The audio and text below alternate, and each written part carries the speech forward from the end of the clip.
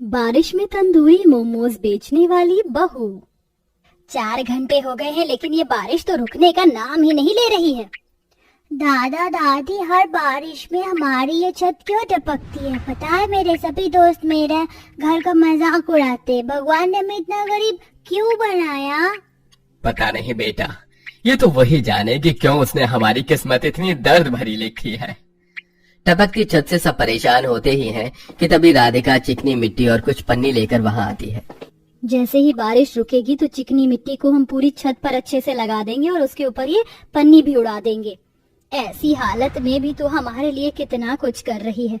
कभी कभी तो हमें खुद पर शर्म आती है कि हमारी वजह से तेरी क्या जिंदगी हो गई है। ये कहते हुए शशिकला की आंखों में आंसू आने लगते हैं। थोड़ी देर में बारिश बंद हो जाती है और राधिका चिकनी मिट्टी और पन्नी लेकर छत पर जा रही होती है, जिसे देख अरे नास पीठी, अब तो ये शराब की बोतल छोड़कर अपनी पत्नी की मदद कर। 7 महीने की गर्भवती होकर भी उस बेचारी को सब कुछ खुद करना पड़ रहा है। अगर मेरी इन बूढ़ी हड्डियों में जान होती तो मैं बहू को कुछ भी नहीं करने देता। इसकी मदद करने से ज्यादा जरूरी मेरे लिए मेरी शराब है। ऐसे यही तो मेरी जिंदगी है। अगर मुझे पता होता कि तू बड़ा होकर ऐसा निकलेगा तो मैं तुझे अपनी कोख में ही मार देती। बेचारी राधिका 7 महीने की गर्भवती बच्चे को लेकर बड़ी मुश्किल से सीढ़ियों से छत पर चढ़ती है और पूरी छत पर चिकनी मिट्टी लगाकर उसे पन्नी से ढक देती है। अपने दोस्तों की गलत संगति में आकर अनिल ने शराब पीना शुरू कर दिया था।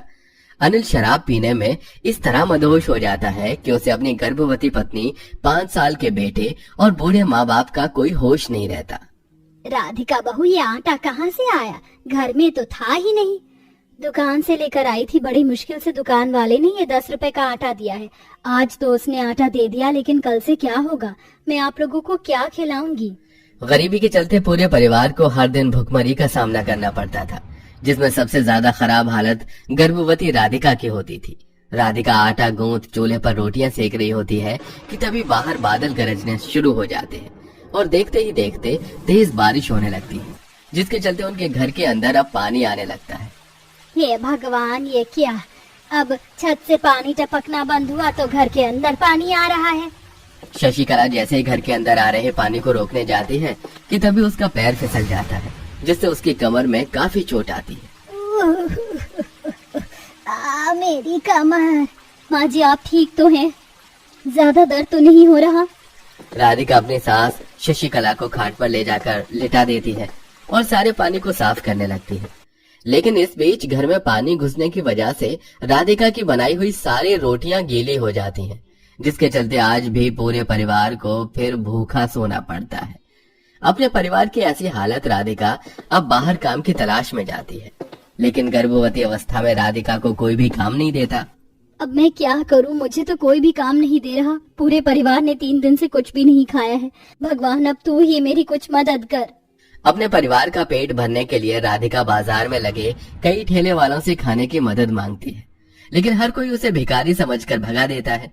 लेकिन एक मोमोज के ठेले वाले को राधिका पर तरस आ जाता है और वो उसे अपने पास बुलाता है। अरे बहन जी, मेरे पास बस ये थोड़े से मोमोज ही हैं। आप चाहे तो इन्हें खा सकती हैं। भाई साहब, आपका बहुत बहुत शुक्रिया। मैं आपका एहसान कभी नहीं भूलूंगी। राधिका उन मोमोज को घर लेकर आती है, जिसे अब सारा परिवार मिलकर खाता है। या मोमोज तो खाने में बहुत अच्छे लग रहे हैं, मुझे एक और दो ना माँ। जब से ये बारिश का मौसम शुरू हुआ है तब से पकौड़े और कचौरी वालों के साथ साथ मोमोज के ठेले भी काफी भीड़ लग गई है। बारिश ने मोमोज वालों के भी अच्छी खासी कमाई होती होगी। अपने ससुर की बात सुनो और बाजार में सभी मोमोज के ठेलों पर लगी लोगों की भीड़ को देखकर राधिका के मन में भी अब मोमोज बनाने का आइडिया आता है, जिसे वो घर में सभी को बताती है। लेकिन बहू, इस मोमोज के काम के लिए तो ठेले, अलग अलग तरह के बर्तन और मोमोज बनाने के लिए सारा सामान चाहिए, और हमारे पास उनके लिए इतने पैसे कहाँ हैं? शशिकला, तुम पैसों की फिक्र मत करो, मैं कहीं न कहीं से पैसों का इंतजाम कर दूंगा। महेश अपने गांव के मुखिया के पास जाता है और उससे 2000 रुपए उधार मांगकर मोमोज बनाने का सारा सामान और एक किराए का ठेला ले आता है। राधिका बहू, ऐसी हालत में मैं तुझे अकेले मोमोज बेचने नहीं जाने दूंगी। मैं भी तेरे साथ चलूंगी। माँ जी, अगर आप मेरे साथ आओगी तो पिताजी और चिंटू का ख्याल कौन रखेगा? आप मेरी फिक्र मत करिए, मैं बिल्कुल ठीक हूँ। इतना कहकर राधिका खुद अकेले मोमोज का ठेला लेकर शहर के पास बने बाजार में जाकर मोमोज बेचना शुरू करती है। लेकिन आसपास कई सारे मोमोज के ठेले होने की वजह से राधिका के मोमोज के ठेले पर बहुत कम लोग ही आते हैं। अरे ये रोज रोज फ्राई और स्टीम मोमोज खाकर काफी बोर हो चुका हूँ। अब तो मेरा मोमोज खाने का ही मन नहीं करता। सही कहा, काश मोमोज में भी कोई इंजेक्शन होता, हम कोई नई तरीके का मोमोज खा पाते। अपने मोमोज के ठेले पर आए उन लड़का लड़की की बात सुन राधिका को अपने मोमोज के लिए काफी दुख होता है। मुश्किल से राधिका के मोमोज के ठेले पर दिन में 4 से 5 कस्टमर ही आते थे, जिससे मुश्किल से राधिका 50 रुपए ही कमा पाती थी। सोचा था मोमोज बेचकर कमाए हुए पैसों से अपने घर की मरम्मत करवाऊंगी, लेकिन लगता है कि सपना सपना ही रहेगा। राधिका उदास होकर अपना मोमोज का ठेला लिए घर जा रही होती है कि तभी राधिका को एक ढाबा दिखाई देता है, जिसमें लोग अंगीठी के ऊपर लिट्टी सेक रहे थे। ये मैंने पहले क्यों नहीं सोचा, अभी तक तो मेरे काफी सारे मोमोज बिक गए होते। राधिका जल्दी से घर आती है, ढेर सारे कोयले लेकर आती है, जिन्हें वो जलाकर तसले में रख देती है।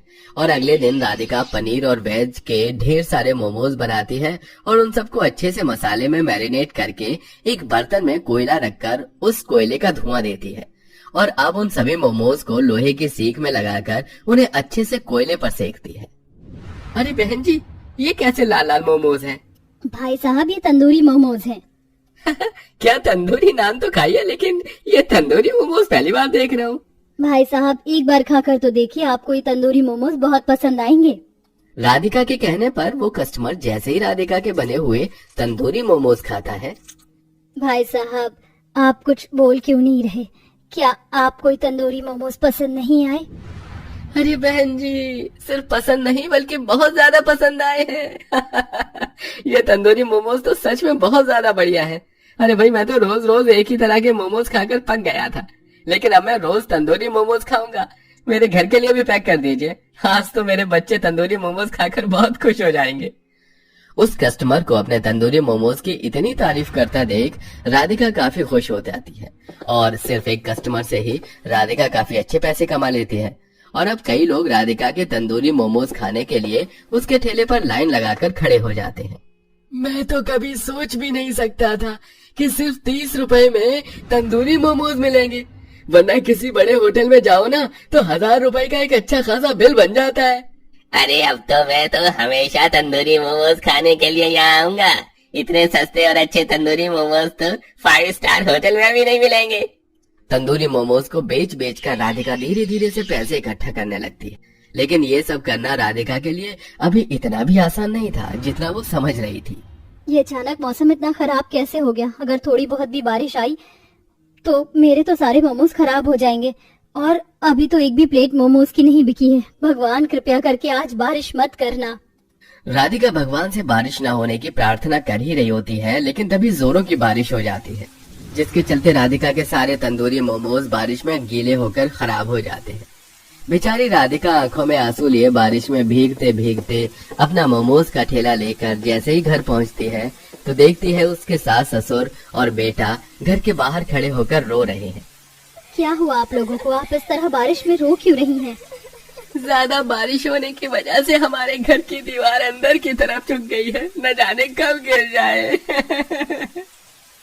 कहीं और ठिकाना न होने की वजह से राधिका कुछ बड़ी बड़ी लकड़ियों की मदद से अपने ससुर के साथ मिलकर उन लकड़ियों को दीवार के सहारे खड़ा कर देती है और बारिश में बड़ी मुश्किल से अपना गुजारा चलाने लगती है।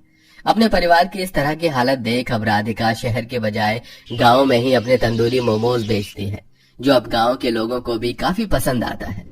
ऐसी चीज तो मैंने पहले कभी नहीं खाई। ये तंदूरी मोमोज तो सच में बहुत बढ़िया हैं। आज तो मैं अपने परिवार को खाने में भी ये तंदूरी मोमोज खिलाऊंगी।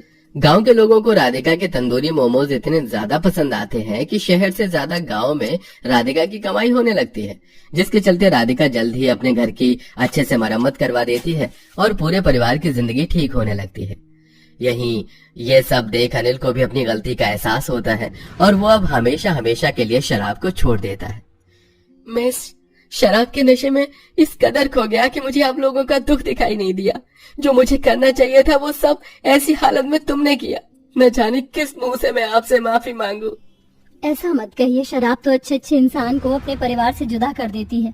अब आपने शराब छोड़ दी है और उससे बढ़कर आपके लिए कोई माफी नहीं हो सकती। सारा परिवार अनिल को माफ कर देता है। वहीं राधिका भी कुछ हफ्तों में एक प्यारी सी बेटी को जन्म देती है और अब दोनों पति पत्नी मिलकर तंदूरी मोमोज के साथ साथ कई तरह के मोमोज बनाकर बेचते हैं।